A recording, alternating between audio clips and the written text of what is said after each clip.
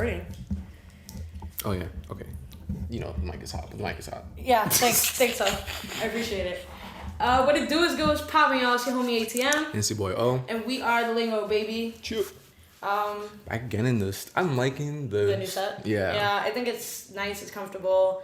I feel like having just something that's ours. Right. Has always made us feel good. You know, when we got the rugs, when we got everything. Like, I think just having our own shit just always makes us feel good. It's all about the branding. No, it's all about having, you know what I'm saying? And pushing that, you know. Facts. No, for sure. But, damn. We got a couple things in store today. Another episode, yo. Yeah, man. We're talking a lot about... Really? What were we... Honestly, we always got to catch up, you know. Yeah. I mean, how's everything been? Yeah. I feel like me and you both had, like... you was just giving, like, the rundown with, like, you know, production and everything. But I feel like in a weird way, it's, like, it's been the same kind of energy with... I don't know. Like I said, the friends in our lives. Our little friends? Our little friends in our lives, man. Yeah. But honestly, it could be better. It could be. I agree. You know? I feel like it could be better. But, you know, it is what it is. I feel like at the end of the day, we're working on ourselves, which is what matters to me. I think me and you be in each other's heads a lot, you know? So I feel like me and you are cosmically connected to be going through some weird same bullshit right now. Similar bullshit right now. You know? So it's like, fuck it, I'm not surprised. Like, me and you, we just be on the same waves. I'm really not surprised that we're like, going through the same shit. It's them having the same sign. Mm-hmm. It's them having the same sign. You know her big three? We gotta talk about this. Yeah. We gotta talk about this. We'll talk about this later. We'll talk about this. No, but, you know, Mia O just, we always getting busy. We here, always yo. doing our thing, you know. We here, yo. We here. There's always stuff on the sidelines that we're doing saying. that, you know, soon comes to fruition. Yo, hopefully, bro. I'm waiting on an application for a job right now. Like, it's kind of like a freelance kind of thing, but it's like they working me like it's full time. So it's like, I don't know. But the emails being sent. You getting paid full time? It's a whole thing. All right. I feel like I am getting paid, but that's what I'm saying. Are you getting paid like project by project or? No, because it's full time. So you're not getting paid as a freelancer technically, because freelancers get paid like right. I think it's like I think it's like a program. Okay. Or it's like the projects are freelance, but they're paying you like by hour. Right, but it's like, when is a nigga gonna get paid? That's probably every 2 weeks. Like the cycle. See, it's a program. It's not like a staff. Right. You know, kind of thing. I know, like, Eastridge freelancers, that's like the payment company you go through, you get paid Fridays every Friday. Paylocity, which was what I was on for Complex, I got paid every 2 weeks. Word. Which I assume is also staff payment every 2 weeks, but shit, I didn't ask. I was an intern. I felt like that wasn't my position. Freelancers have their own, like, payment structure type Yeah, shit? I mean, it depends, like, I remember Jordan was telling me, like, yo, if you end up becoming, like, an Eastridge freelancer, you get paid every Friday, because that's what he was on when he was freelancing. And now he's an editorial assistant, so, like, he has a full-time job. So, I guess it's just really, like, that kind of basis. And, like, people have to onboard you as a freelancer, so it's, like, high-key work for them. Like, it's weird. I don't know. The whole shit is just weird, honestly. But I'm not getting paid right now. Boo. Neither. I mean, boo. But, boo. You know, pay us. Yeah, but I'm also like, I don't know. I feel like I'm in a weird stance right now of I'm doing a lot of the shit I love. And I wish I was getting paid for it. Like, you know, but I'm not. And it's okay. Like, I don't know. Like, my love transcends, like, my capitalistic need for money. But again, because I live in a capitalistic society, I need the money to do the shit I want to do. Like, right. Like, bro, my playlist, I love making my playlist. Somebody should be paying me for this shit, bro. Like, somebody should be paying me. And you know how many publications or, you know how many, like, companies out there that I'm like, bro, if y'all made weekly playlists, it'll be fire. Yeah, like a horse. Hire me, thing. bro. Like, hire me. Hire me. Like, to just make weekly playlists. Like, I do this shit on my downtime. Are you shitting me? So, there's that. But there's also, like, my music, for example. Like, we just had a whole meeting about that. Like, you know, I'm not going to make no money off this project. You know, and I probably know that. But I'm about to throw mad money into it. You know, so it's like this thing of, like, I'm kind of making money to spend money. I'm not really making money to make more money right now. It's like that conversion. Like, where is it? Like, yeah. And it's even with the lingo, bro. Like, we've had so many conversations over the last year of like, how do we monetize this? Because thankfully, the lingo hasn't taken a lot of money from our pockets. Maybe in small like batches, like the mics, the camera, like. Not lately. But lately, no. But like even so, like I think that like even with the lingo, like it's something we love to do, and our love for it transcends the need to get paid for it. But shit, I would love to get paid for this. You know what I'm saying? Like, people are getting paid for this. Like, people are getting paid for the work, like, that I do. And it's like, even the playlist, like, dropping them weekly, like, I literally do it for the love of sharing music. And the love of putting people onto music. But then I really sit there and I think about it, and I'm just kind of like, bro, there's people working for companies who are doing the same shit I'm doing, probably with less skill than I have to do it, and getting paid for it. So it's, like, really that weird, like, salty kind of middle ground of like, okay, so I know niggas get paid for it, how do I get paid for it? You know what I'm saying? But again, the love for it overall always transcends that need for me to get paid for it. Almost 10 out of 10 of the times. Like I even told you, bro, I'm about to post mad stuff independently. Facts. You know, on Medium and stuff. Because, I'm not going to get paid for it, but I want to write it. Like, just build yourself. I just want to write it. Like, you know what I'm saying? Like, I want to do the album reviews. I want to do this. I want to do that. I want to cover people don't know. Like, that's what I want to do. Like, and realistically, bro, that's what I'm gonna do because that's what I want, and why not do what it is I want to do? I feel like it's just literally where talent meets timing. Like, yeah. I feel like you're honing yourself, honing like those talents and keeping yourself like ready to go like when that timing does come. So it's like, honestly, I think we put ourselves in like good environments for this to like turn over. It's like, I feel like we know what you're doing, and it's just like, that'd be hard for a lot of people, like just having that like discipline or like to have that trust in yourself to know what you're doing and like keep moving forward. It's funny because I was talking to my brother the other day, my oldest brother, and he was just like, yo, like just talking to me and stuff like that. It was just like, oh, like I'm scared for you. Like I'm just like, your oldest? Yeah, I'm just like, why? Like just like, yo, like don't get me wrong, like I know you got it, right? And like I know that like this is something you want to do, but it's like that's not how the world works. Just going back to like the whole like capitalist society thing, but it's like, I don't know, you gotta be willing to make it work or figure it out. Was he talking about like your overall like creative thing? Yeah, and just like he's always been a big person, like get paid. Yeah, that's get paid. Everybody's fear, I think, though, like with creatives or like having a creative in the family, like like, and also with you it differentiates where it's like, for example, your middle brother, he's a creative, but he's also very like logical in a weird way. Like, he's very like, okay, so how's it gonna work? Me and you, and I think we're at an age where we have this luxury, are like, fuck it, we're gonna make it work. I don't know how it's gonna work, but I'm gonna make it work. You know what I'm saying? I think me and you also are existing. Thankfully, we have the blessing and the luxury to be like, bro, fuck it, if it's not gonna work, it's not gonna work. Right. I'm gonna make sure I tried. You know, like I'm gonna make sure I tried to make it work. No, 100%. We're talking to people who are in older generations. Your oldest brother is like pretty much the same age as my oldest, if not like 2 years older.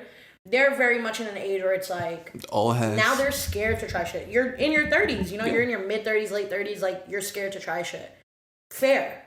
Yeah. But you're still young as fuck, bro. Relatively, like, I understand if you're 60, 70 and you're like, all right, now it's too late to try something. You're an old dog set in your ways, you know what I'm saying? People believe in stability. Like, people need stability too, like, and bro, like at the same time, like, let's be real, like you're a Libra, you like stability in certain things too. So I know, like, certain things about not like, again, like the whole not getting paid shit, like it's just like, I don't know. I feel like for me personally, and like I don't want to speak for you, but like if you like empathize, it's just this matter of like, bro, like would I like to get paid? Yes. But I'm also doing this right now to build myself up to get paid in the future. Like, paid doing exactly y'all might this. not see how, but I'm doing it. Like, like, my mom didn't see it all through college, with mixtape and with this and all the time I was dedicating to shit outside of school. That's just getting me in the door now. You know what I'm saying? Don't get me wrong. Like, I graduated with, like a 3.6, 3.7. So, like, I still graduated. Like, I still kept up on my grades. But, like, I dedicated so much time and so much stress to stuff like my magazines and stuff like that, because that's what led me into the door of getting my complex internship. You know what I'm saying? And that complex internship is where it's going to lead me to go to next places. And it's like, I feel like all the stuff I do in my downtime, I'm blessed to now be in a space, and I feel like I used to not be in this space, but I'm now blessed to be in a space where I'm like, not a single thing I'm doing is a waste of my time. I don't care how anybody else sees it. I don't care how my mother sees it. I don't care how my family sees it. I don't care how the world sees it. People could see this, like, our show, bro, as, oh, it's y'all little podcast. Like, you know, everybody want to minimize your shit. You know, bozo. But, like, for me, it's more so like, bro, this is the shit that's going to get me a Spotify podcast. Like, paid by Spotify. Like, this shit is what's going to get me to meet people. Like, Facts. Bro, the opportunities we've had to just the lingo, like, just to get in touch with so many people, bro, it's worth more than any amount of money I've put into this already, you know? Like, just the opportunity to meet people, like, our whole Bed-Stuy season, that was beautiful. That was one of my favorite, like, you know, recording, binges, like, anything. And we blew bread on that trip. Like, we made no money. We lost money on that trip. Take money. But to lose money, nigga. You know what I'm saying? Like, you gotta lose money to make some money, and I'm okay with that right now. And I don't know, I feel like I said, bro, nothing to me seems like a waste of my time. Because it's like, if it's my time and I'm choosing to get dedicated, who the fuck can tell me it's a waste, you know? Like, time's a concept. Bro, you know what it truly is. Like, yeah, you don't get any younger, but like... Okay. I don't get no cuter either, nigga. Just doing the shit you want me to do. Like, the fuck? So might as well. No, for sure. Alright, we're back. So, I think recently in the past, like, we tried to, like, you know, do, like, I feel like if you've been fucking with us, you know, we try to, like, get a lot more into, like, album reviews or whatever, and, like, just, like, Friday drops, but I feel like just from our end, it just became, like, a lot, you know? Yeah. Like, just... Because it was, like, I don't know, I think it was, like... No one listens to music like that. Yeah, it was, like, making sure we both heard everything before recording, and it was a lot. It was a lot to follow. At least, like, trying to keep up with everything. So I think, like, it just makes more sense to kind of discuss, like, what we thought was the best, like, our highs and lows, because of the fact highs that, and lows, feel me? Yeah, because I feel like, overall... We were just trying to discuss, like, a lot of music, and I think not things would get lost, but I feel like we ended up talking about shit that we both didn't even really like honestly, that much, and that's kind of pointless to talk about. But I think, like, recently in terms of music, like, at least for the past, like, week or so, I think a high for me has to be Bo Jackson. I think that's one of my biggest ones, for sure. Facts. It's, like, in my running for album of the year right now. No, definitely. If not album of the year, rap album of the year, for sure. Yeah. I mean, I don't know. I also have, like, Call Me If You Get Lost pretty high up as well. I think Call Me If You Get Lost was beautifully created. Yeah, I had that from album of the year, yeah, honestly. I had that as album of the year. I forgot, somebody was like, do you think J. Cole had album of the year? And I was like, I'm waiting on Isaiah Rashad to drop. And I had completely forgot about Tyler. Like, you know, but I put 100% Call Me If You Get Lost over the off season. And I would think I would put Isaiah Rashad's The House Is Burning over the off season as well. But not over Call Me If You Get Lost. And it's very hard to, like, placate a best rap album for me, just because I'm like, rap is so vast. Like, no, I'm saying, but like, I feel like the rap album category is, like, you know, like, these niggas is rapping. Real right rap. Niggas like, is, you know what I'm saying? Like, you know, it's like, it's funny because I feel like I can see the listing already. At least the two so far. I feel like for rap album, I don't know why, but I feel like J. Cole might get double nominated. Yeah. For that. Bo Jackson and King's Disease 2. That's, I feel like, is the running so far. Yeah. I agree. With, if Freddie dropped, but he dropped last year, like, so I might not expect something from him. But, I don't know. For right now, I feel like that's like the three. Yeah. I mean, that could be, if I'm I feel like real hip hop heads, please. No, yeah. I feel like in terms of, like, nominations and, like, award categories, I think Bo Jackson might get snubbed. Yeah. Yeah. Just because I don't think Boldy James has enough recognition as he deserves. They might give it off the strength of The Alchemist, but I also don't think, in my own regard, I personally also don't think The Alchemist receives enough flowers, which is fucking crazy. Yeah, considering I was just his longevity. Like, I had looked back on. Shout out to Pat. I was just talking to him about that. When he was doing, when the Lox and the Dipset verses came out, he had posted the album cover of one of Jada's, like, first albums. Right. And was like, thank you for giving me this opportunity. And I had to go back to the track list. And I was like, The Alchemist produced the most famous, like, notable song on this album. And I was like, I didn't even fucking know that. You know, and then he definitely produced for The Infamous. And, like, you know, like, you've been in this shit for Since it started, most like since the late 90s, you know, like. I mean, they hooked it up with Action and like being like a staple part of like Action's discography. Like you definitely earned it, and someone just is not talked about too. Yeah. But honestly, definitely seeing getting snubbed. Yo, it's funny because it was the idea that you brought up about the King's Disease, 1 and 2. And it's funny you brought up being snubbed because I thought Alfredo should have got Rap Album of the Year. Yeah. Personally. I agree. Like I thought that shit was beautiful. Yeah. They gave it to King's Disease. Yeah. And then it's funny that you brought that up, and like I'm thinking about it because we had this whole discussion about sequel tracks. Yeah. Sequel albums. Kick it off. Like, so, in terms of how you feel about. So for me, like the whole sequel album thing came about when King's Disease 2 dropped because I was like, okay, I want to see if it's gonna be up to par to King's Disease 1 because I love King's Disease 1. I love the cover art of it. I love the whole like niche, like cool. I like niche albums. I like theme albums. They're kind of cool, especially if they're done right. And then King's Disease 2 came out, and I felt like it complemented King's Disease 1 well, but then there was just certain tracks on it, bro, that I was like, wow, y'all really trying to make this 40-year-old man sound young. Like, yeah.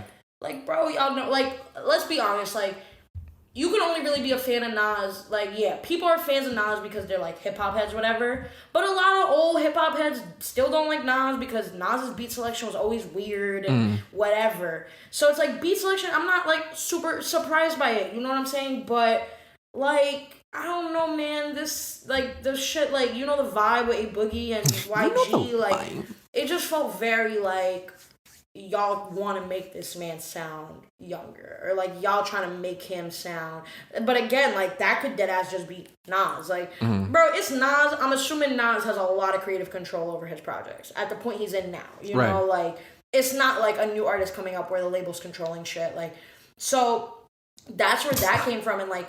And also the whole thing with sequels, like for me, is like I feel like when you label something a sequel album or you label it a number 2, for fans and for critics, like.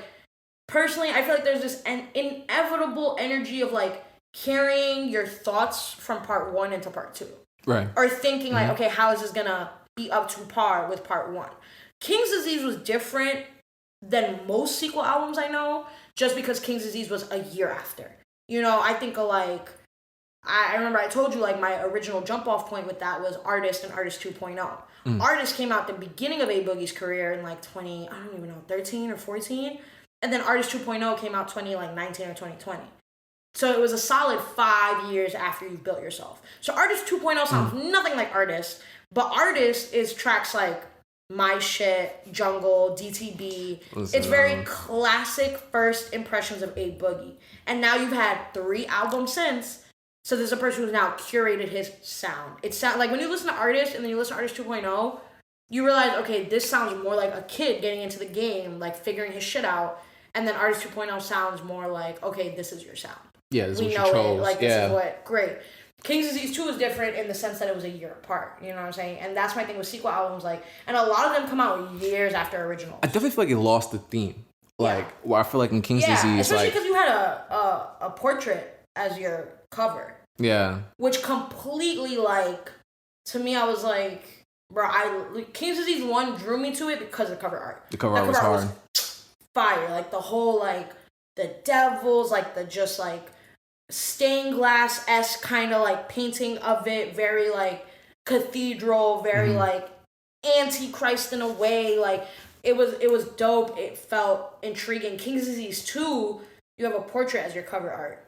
It doesn't feel like it's carrying the same energy now. Like, immediately just off a look, it doesn't feel like, okay, this is tied to one another. It didn't feel like a creative, like, work. It was just, like, honestly just like an album by Nas. Like, that's, like, listening to it. It didn't feel like a thematic album like King's Disease felt like. Exactly. Like, for example, like... Until, like, the last song, I think, like, he, like, raps it back in. Yeah, I think one of my favorite, like, thematic albums would have to be, like, A Written Testimony.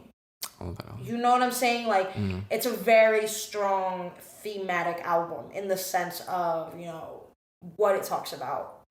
The content covered in the lyricism. It's very heavily, like, Islamic based, which is, like, dope. Like, it reminded me that he was even Muslim, because I didn't even know I forgot, you know? Like, and just, like, stuff like that. Like, that's why I like thematic albums when delivered right. So it's, like, with King's Disease 2, it was weird for me just because I was, like, it doesn't feel like it's carrying the theme. Right, at all. Straight off cover art, like on its own, and then music wise. Nah, I feel like it was you who told me to like, you know, really like tap into it. The one of my like biggest takeaways from like the juxtaposition of it, like absolutely, like the King's Disease first album definitely keeps that like message and theme of like royalty and like, you know, or like his interpretation. I felt like more of like a teaching or whatever, and like him breaking down the meaning of a King's Disease, whereas this was just like, this is just King's Disease 2. Yeah, like, literally, this is just King's Disease 2.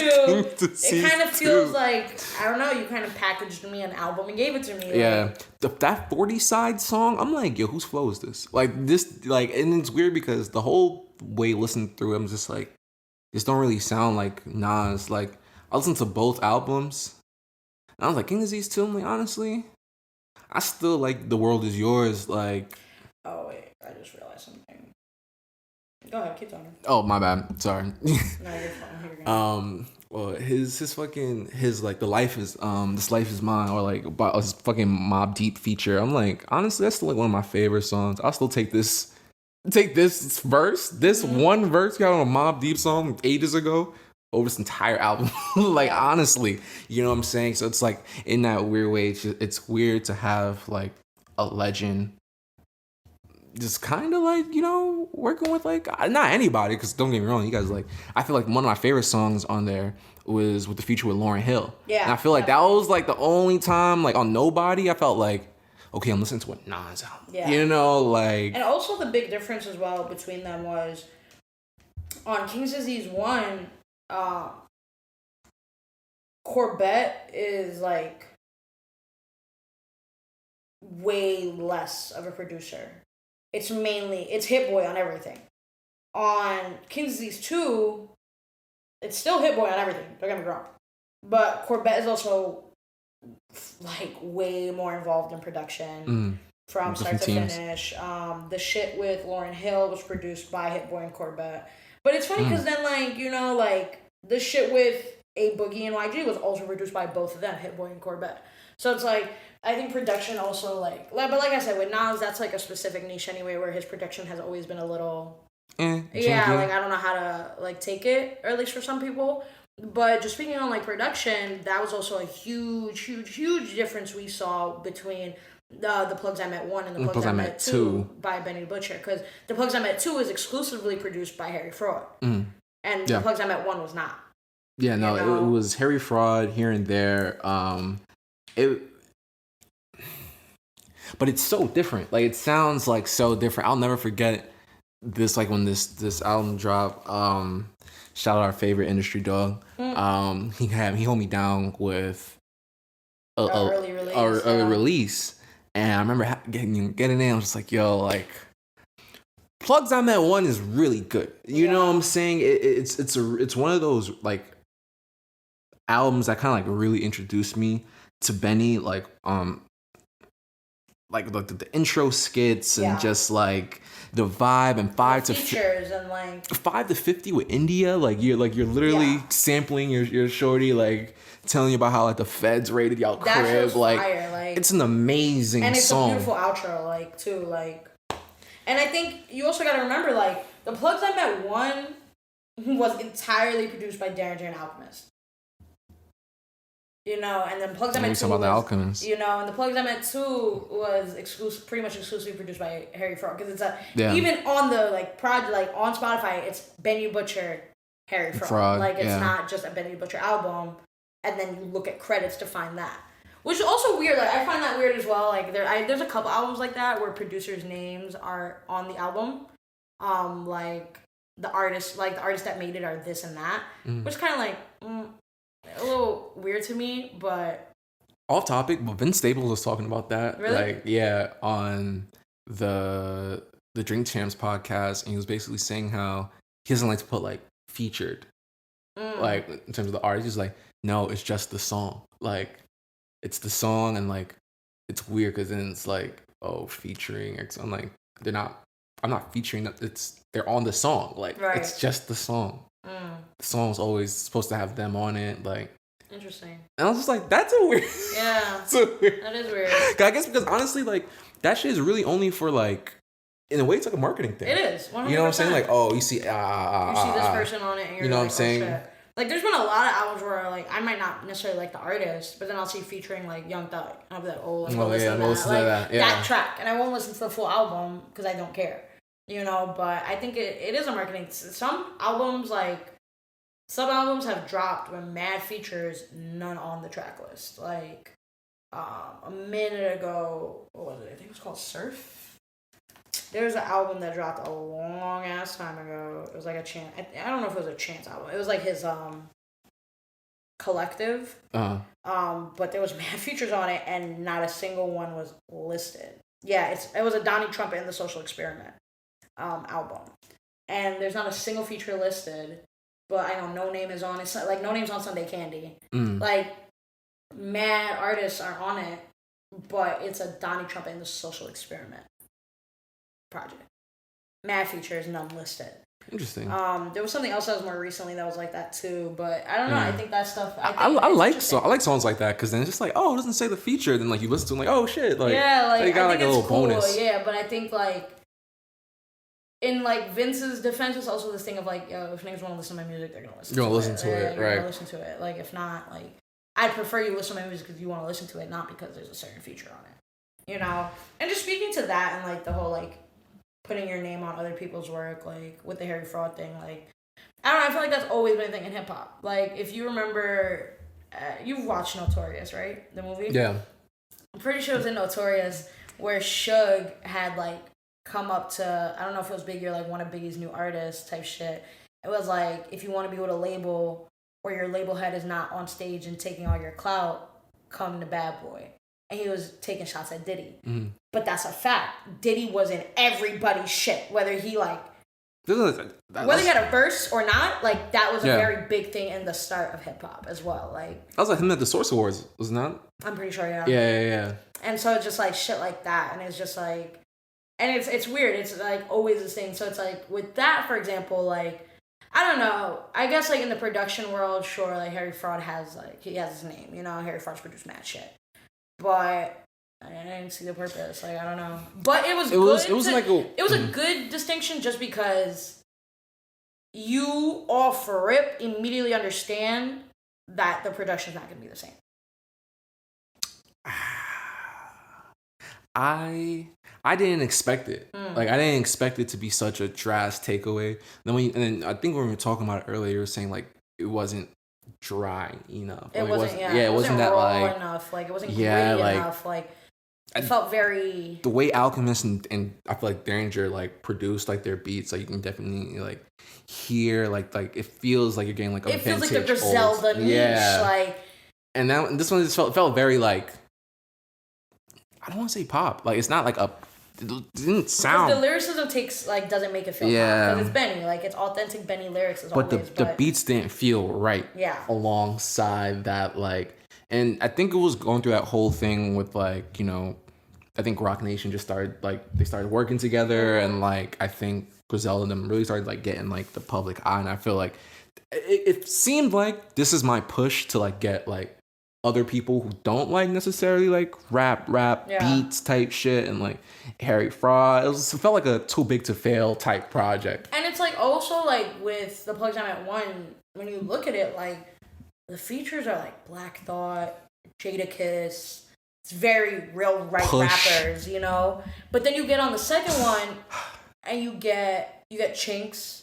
Which we were talking about, like, I'm a weird stickler for posthumous things anyways. Mm. I prefer, like, posthumous verses over posthumous albums, because I feel like posthumous albums are OD a lot of the time, and it's just not working out. Yeah. But posthumous verses are dope, but for me, like, you had Chinks, you had French, like, you had Coke Boys on it, you know what I'm saying? And it's like... And it's Fat Joe. You know, Fat Joe. And it's just very, like, I'm not saying they're not real rappers. It's just still not the niche. Like, Jadakiss is a perfect thing. Like, anytime somebody's like, oh, who should Griselda? I'm like, they need to do with Jadakiss. And almost all of them have had a song with Jada.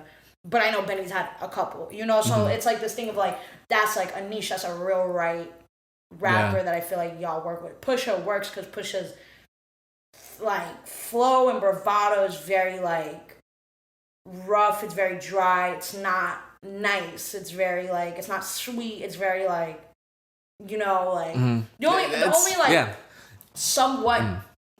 And he's not even a pop artist, but he could flow into like things for the ladies, et cetera, that I feel like they'd be great with is Rick Ross. Because of the sound, the hook, the like that grittiness, that heaviness. Like I feel like there's just something with Griselda, at least specifically with Benny. Like with Westside, I feel like Westside might have a little more range because of the unconventional sound of his voice. You know, like you think of Action Bronson. Action Bronson has like featured or collabed with certain people that you'd be like, I don't understand how this works. But because Action Bronson has that kind of, it's just this like unconventional. I don't even know how to explain the sound. It's just like this. But I always like don't compare. But I always put Westside and Action in the same kind of boat because of their sound. Like it's very like, it's similar in a way. I remember I was listening to something on Pray for Paris, and my brother was like, Action Bronson, huh? Because he didn't look at my like screen, and I was like, no, and he was like, wait, what? Because he thought it was Action Bronson rapping. But Action, like I feel like Westside's a little more high pitched, I would say, than Action for sure. But I put them in the same niche of like their flow, the way, like just the way the delivery, that they rap. Their lyricism, no, it's very different. They talk about different things often because you got to remember like the Griselda. Actually, talking about whatever. You actually be talking about whatever, but the flow of it makes me realize like Westside could high key talk about whatever, and I'd still probably listen. Like you know what I'm saying? Like Pray for Paris is about a lot of different things, and one of my favorite songs is like the most, I guess, outside the box out of them, which is French Toast.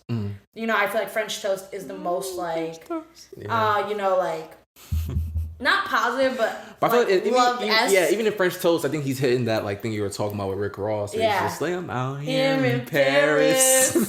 Crushing on you. Like, it's very like, but that's what I'm saying, like, certain artists work, and it's like, Chinks works, because Chinks' like vibe, like, it was very like, he rapped about drugs, like, that was his thing, like, that was Chinks' whole niche, like, and French Montana, I already got, like, mad weird takes about French Montana, because I feel like he just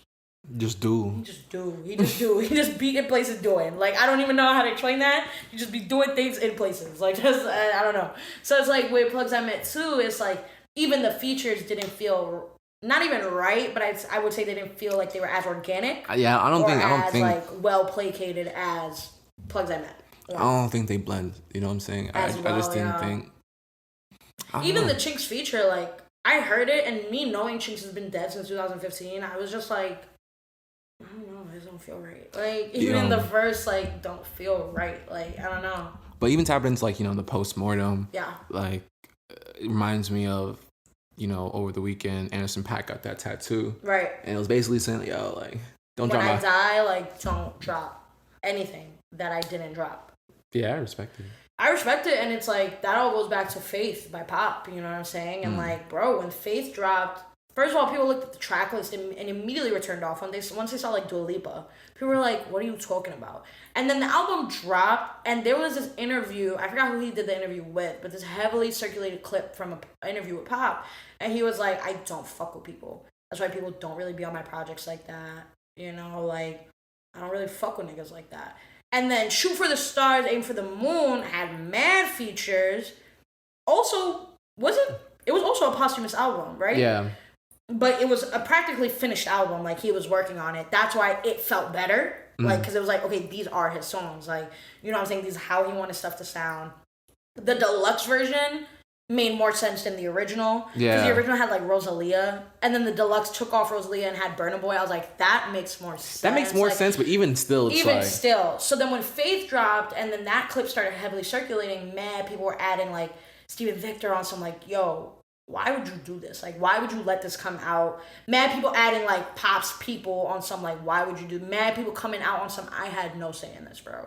I found out about this album when y'all found out about this album. Like, very, like... That'll never not be crazy to me. And then niggas just talked about, there's not enough music to do another one. And it's like, y'all shouldn't have done that one. Yeah. And it's this thing, so Anderson .Paak's tattoo is pretty much like, when I die, don't release anything I haven't released, because they were demos not meant to be heard by the public. And it was, like, literally a paragraph. Like, he got it inked on his body so niggas can never say he never said that. Like, you know, many people could look at a will and be like, oh, he didn't say that. Like, you know, let's just keep it pushing. Like, so, and it's true, bro, because it's this matter of, like, it's not even, like, I don't know. To me, a part of it's like, bro, let that man rest in peace, bro. Like, let that man rest, bro. Like, he already got taken too young. Now y'all not tarnishing his name. You could never tarnish his name. Right. Because of the respect the city has for him. Fucking up. But y'all are fucking up, bro. Like, that, Faith, bro, I'm not even gonna lie to you, I did not listen to Faith. I didn't even listen to it. I listened to one song. I refuse to listen to Faith. Like, and I couldn't bring myself to listen to the rest of it just because I was like, bro, I feel like he would not have dropped this. Like, you know, like, I feel like this was not. I'm good off it. Once album, bro. Once I saw the track list, album, like, yeah. You know, like, that's why I was like, I can't jack this. Once I saw the track list, I was like, honestly, nah. Like, you know, like, this isn't for me. I don't think this is even gonna sound good, and I feel like social media has done nothing but prove me right. Mm-hmm. But to your point about, like, you know, chinks, mm-hmm. and I think there might be a tone, or not even a tone, but, like, there might be a shift of switching to maybe the postmortem's verse mindset. It reminds me of Trip at Night that just dropped. Mm-hmm. And, you know, it has Juice WRLD on it, and it has X on it. Danny Phantom. Yeah, bro. And Matt Hardy 99, and 999. And I was just like, Like, I don't know. Like, I was just like, it took me back for a second, because it's like, I think it's less tacky than, like, postmortem's album. Yeah. For sure. But it still don't sit right. Yeah. Still is a weird seeing X on it, I was just like, damn, that's way back. Yeah. You know what I'm saying? Like, same, bro, like, when did Plugs I Met 2 drop? 2021. Plugs I Met 2? Yeah. Yeah. You know what I'm saying, bro? Chinks died in 2015. That's a 6-year difference. Like, what? Like, it makes sense a year or so after, like, French to have a feature, French to have a whole song with him, whatever. That makes sense. Like, especially with French, like, anything French drops with Chinks, I feel like I don't look at it sideways, because I'm like, that was your names. Like, like, if, for example, honestly, I can't even say this. I was going to say, like, if Dusty Lil Kane dropped, like, something with Pop, I'd be like, okay, that was your man's. But that's by Dusty Lil Kane's word. You know what I'm saying? Like, because Dusty came out after Pop. It's more like Dusty Chef and, like, Sleepy. Yeah, you know? Like, for example, like, they just dropped the track, Run It Up. And Chef is in jail. You know what I'm saying? I'm assuming the song was done before that, obviously, because they did a video for it and everything. But, like, if one of them was to pass, like, for the other to continue doing songs with, like, old verses or shit, I could jack that. Whatever. That's your man's. Like, you know, but that's, like, a very public thing of, like, love and respect. French, like, says R.I.P. Chinks on almost every project he dropped after, or at least a song, like, you know, so it's like, that makes sense. But certain things, I'm just like, I don't even know, like, I don't know, posthumous albums are just not it, but verses, even so, like, some of them don't leave a good taste in my mouth. Yeah. Like, Kendrick, I feel like, is the only artist for me, like, your content never shifted, because you were always talking about real shit, but the way you spoke about it, like, Backseat Freestyle, and, like, even so, like, bro, even, like, Keisha's song on Section 80 is not, like, Fear on Damn. Where Fear, he's literally taking you through what my fear was as a kid, and then as a teenager, and then now as 27. Or, like, now as 28. So he's, like, so that means he's in his early 30s. And, like, Fear is one of my favorite tracks off of Damn, because at the end of it, like, where he's now in his older years, he speaks about, like, you're going broke. Like, yeah, my fear now is losing my mind and losing my finances and not being able to have my shit together. Like, when I was 17, my fear was, like, getting in the house late, like, shit like that, girls, like, getting somebody pregnant. When I was a kid, it was my mom, like, don't do this, like, don't turn TV, don't leave the TV on, why is shit not, like, you know, like, shit like that. And it's, like, that was one of my favorite tracks, like, from Kendrick in general, because it really takes you through this, like, timeline. And I think that both of those specific artists are in rooms and spaces where it's like their growth is very much showing in the fact that you're not in the public as much, or like your opinions have changed, or like this, that, and the third. They're transitioning. You know, and it's like not every artist is like that, bro. Like, Lil Wayne, like, bro, I love Lil Wayne off the strength of, like, bro, you're in my top 20 for sure. Like, lyricism, just like the impact on the culture, like the music, like you're a great artist. You're ignorant as fuck. You always were, and you still are. Like, you know what I'm saying? Like, the Black Lives Matter shit that happened, that was, like, 3 years ago. You know what I'm saying? Like, he had just come out with an interview talking about, like, his mental health, though, which was good to hear. And he was talking about, like, yeah, like, he felt the loneliest when he was, like, at his peak. And, like, you know, he was like, when the door closes, like, who's there? Like, cool. All right, y'all, have a good night. Thank y'all for the show. And then you leave, and it's like, it's just me, like, type shit. So he spoke on that. And it was good to see.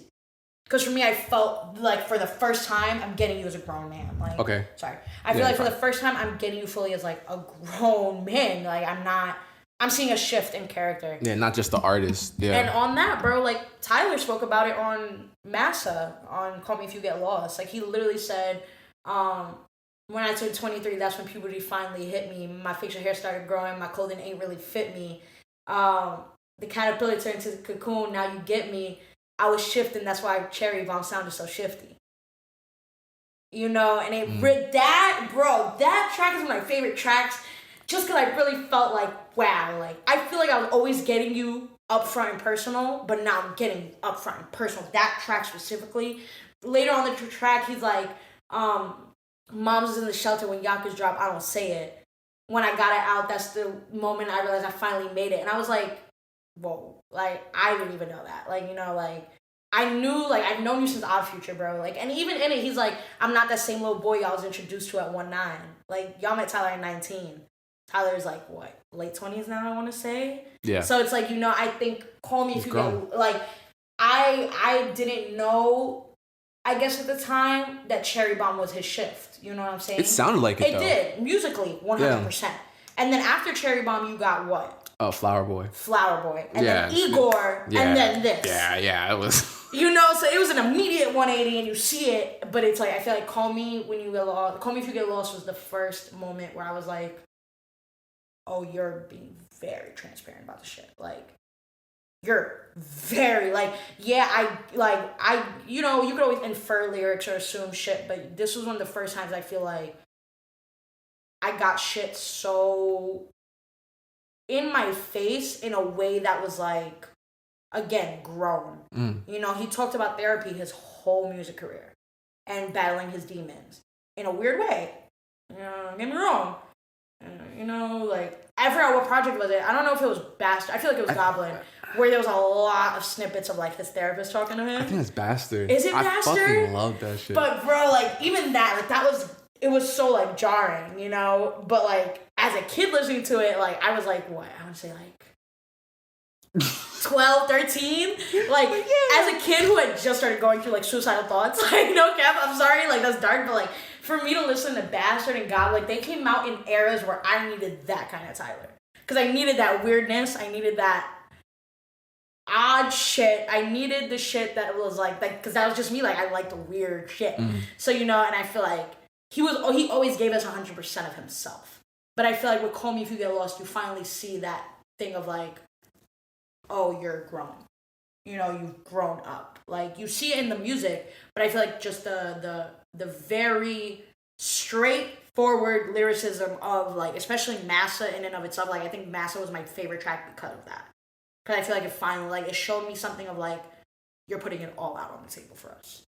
It's not just, I have problems with therapy, I have problems with my mom, no, it's very... No, like, here's dead ass, like, yo, like, exactly what I was going through. Like, you know, like, the whole, like, when I turned 23, puberty finally hit me, that shit off, like, that's the intro line. So it's, like, immediately you're just like, wait, what? And then he keeps going, and you're just like, oh, shit.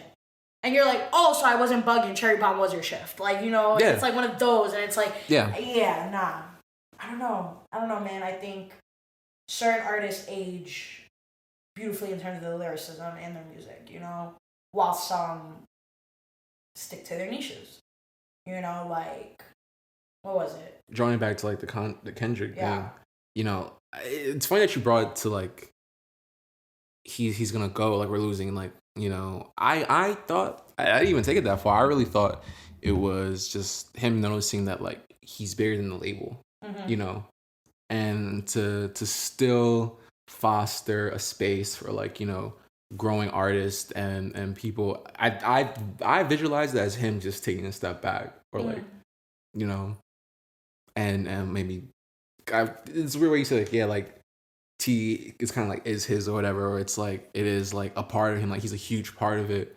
But I'm very excited to see what Kendrick does, like, outside of the label, outside of just his own personal thing. Like, all right, you don't owe anyone anything, you don't owe a label nothing, like, Well, what do you want to do? I forgot who it was when the letter dropped. Somebody had commented, once this person left TDE, I was like, it's a wrap.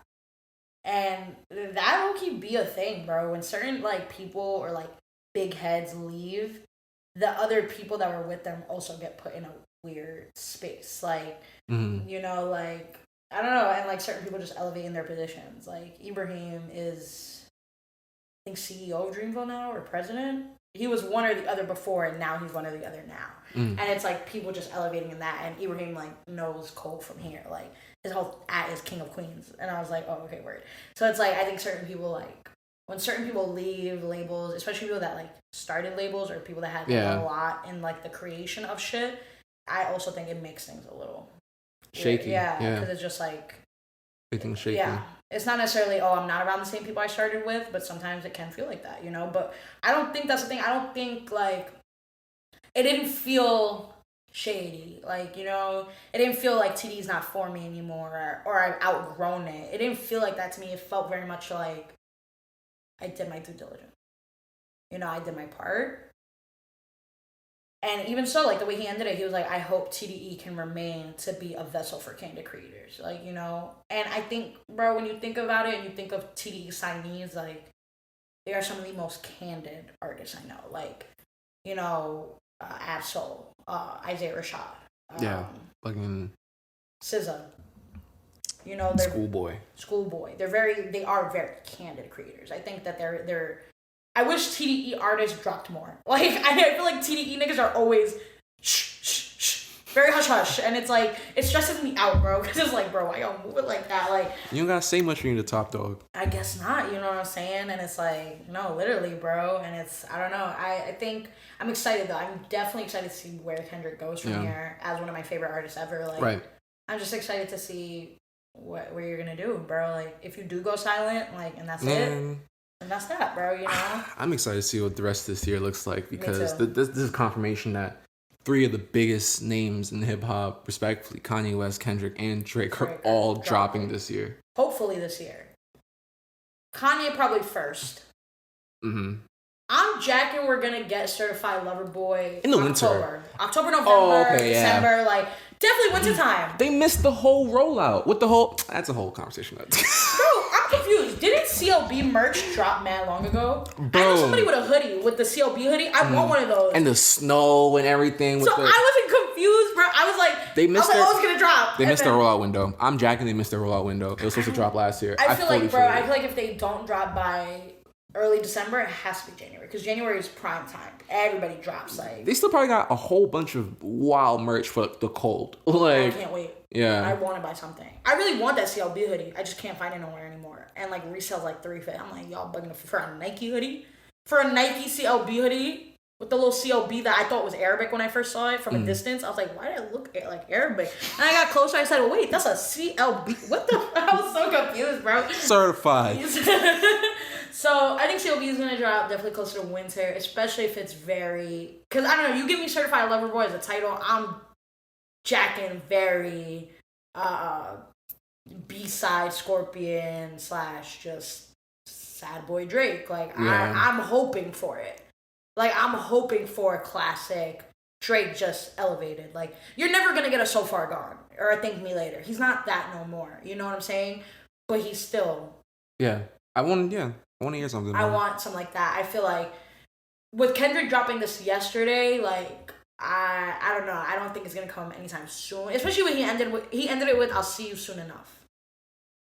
Could mean anything. That could mean anything. Like, you know, his Gemini ass. And so it's like... But we wait, man. Like, Donda. So I feel like Donda got announced for what? It still hasn't, right?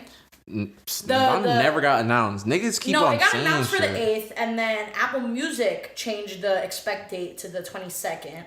But then he dropped a listening party in Chicago for, I think, the 26th. So I'm like, you're not dropping it till after, bro. Like... Because you did the release party in Atlanta. You did the listening party in Atlanta, didn't drop it. So you're going to do a listening party in Chicago. Bro, you said it. He's doing a tour. Yeah, no, it's a full-on tour. It's a tour. It's a tour for an album nobody's heard yet. Yeah, I don't know. And niggas will go because it's Kanye, bro. And like I said, it's Kanye, bro. That's the strength. And it's still gonna go. That's the strength of the name. If he does one in the city, word to everything, I will blow the bread. I will blow the bread to do it. Like, we're here.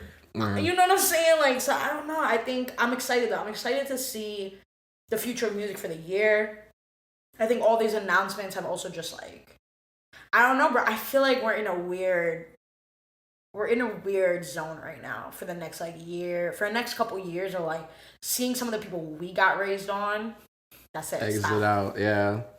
And the niggas we're coming up with now are like taking names and titles, and I'm just like, this is so weird. I This feel is so old. weird. Like, I feel old do as people, hell. and it's like, I don't even know how to feel, but like, I feel like people who are at 30 or 40 right now don't feel the way we do.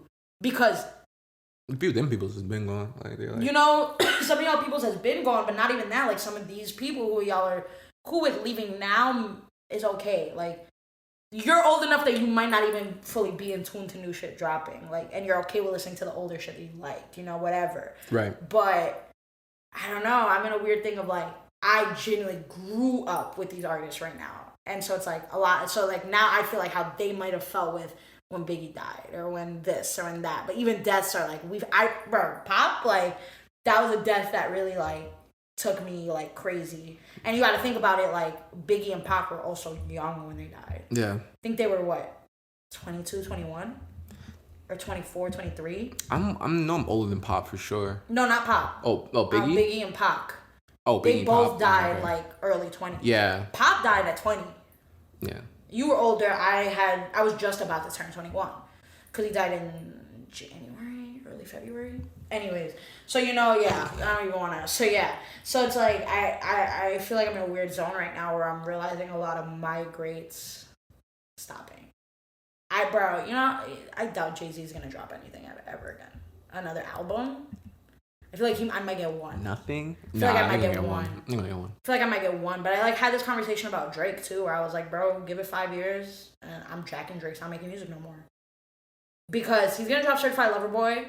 I jack maybe one full album afterwards, and then he's gonna go the Diddy route, bro. I feel like that's just the smartest way to do shit. Like the Diddy route, the Jay-Z route, the thing of like really building your name in the music and then being a businessman, bro, straight through and through. Like, it's smart. It's smart in the capitalistic sense, bro. It's smart. Like, bro, Diddy stopped making music and then Diddy bought Ciroc and like, you know, started making mad shit. And like 50 stopped making music. 50 does shows and movies. Producing. And he owns mad like liquors. Like, you know, like it's like that, bro. Like at some point your money owns Ace of Spades. You know what I'm saying? Like at some point you get to a level you don't have to work for your money. Your money kind of just works for you. Because you've built that, you know. Even outside of the music, like now you go the businessman route. I think Drake is gonna do that. Like I definitely see Drake doing that in the next 5 years. I don't give it less than 5. I could give it a little more than 5, nothing more than 7. You know? Wild speculation. You know, these are like my theories. In 5 years, circle back to me. You Yeah, know what I'm saying? we'll talk about it. We'll talk about it, but it's like, that's my thing. Like, I genuinely think Drake got Certified Lover Boy under his belt. And I think another full-length project. Don't get me wrong. Do I think Drake is going to continue doing features? Yes. I think Drake is going to milk features as much as he can. I think Drake features are great. I think Drake touches features beautifully. Because certain Drake features, you're like, what the fuck? Like, his new signee, Smiley, that over-the-top shit is trash. Drake's verse is crack. What? Nah, that line, what he say, what that boy say? Nike don't pay me to tell you just do it, they pay me to show you I do it again. I was like, that's tough. Cool. I was like, that's a great... Who wrote it, though? And with that... And now, next time we'll talk about the Drake ghostwriting debate. Fucking dead. Nah, yo, but with that, just to leave it off with like, yo, I'm excited to see where music is going. I always am, you know, but I think right now we're in a crucial period of shit, what's about to happen and what's going on, you know. And it's a new wave. For sure, it's a new wave. I think in the next 2 years, we're going to see just, like, a large influx of new rappers as well. I feel like, bro, there's a new rapper every day. Like, yo, deadass. There's a new rapper every day. Like, yo, I'm gonna put y'all on to the page I just put O on to. If you're from the city and you want to, like, follow what NYC sounds like, bro, you'll realize there's, like, 70 of us that all sound the same.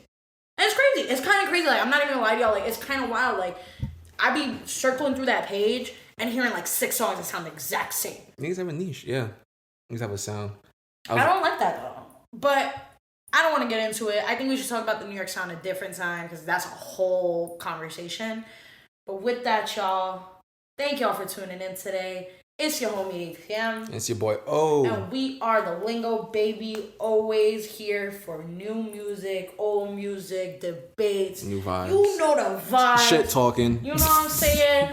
Tune in this week, next week. Something special for y'all next week. Facts. Man. Got something special for y'all. Y'all will see it. Y'all will like it. It's going to be a vibe. It's going to be a fun time. Yeah. But it's going to be very city heavy. So just know that.